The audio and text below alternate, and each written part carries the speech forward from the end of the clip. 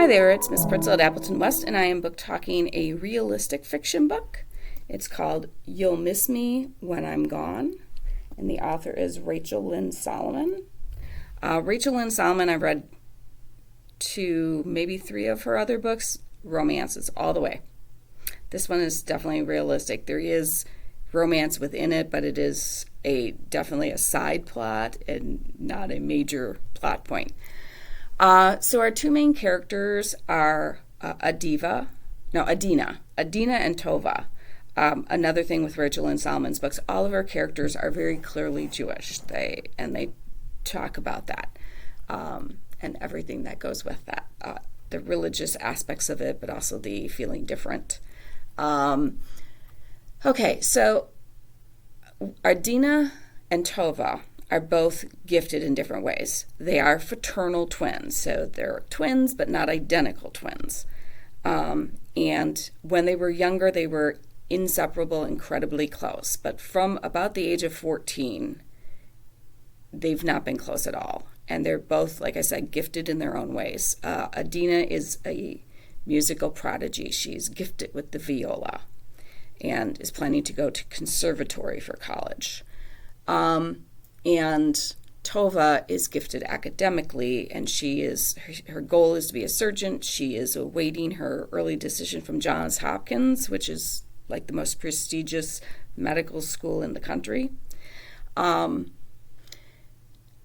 what they're dealing with in this book, besides the fact that they are no longer close, is that their mother has Huntington's disease. And Huntington's disease is a degenerative disorder, so you start to lose control of everything from your muscles to even brain synapses and things like that. So their mother, twitches and jerks. She has, over the course of this book, she has to leave her teaching position because she starts to have delusions, falls down, can't remember things. To watch their mother go through this. But on top of that, to know that Huntington's is a genetic disorder, meaning if your parent has it, you have a 50-50 shot that you will have it as well. So we have 2 girls. They're both 18. They decide to get tested together, and one finds out that they don't have the gene. The other one does. And what does that do to your future? Because there's a lot of controversy, and once again, it's a personal decision as to whether you choose to get tested or not.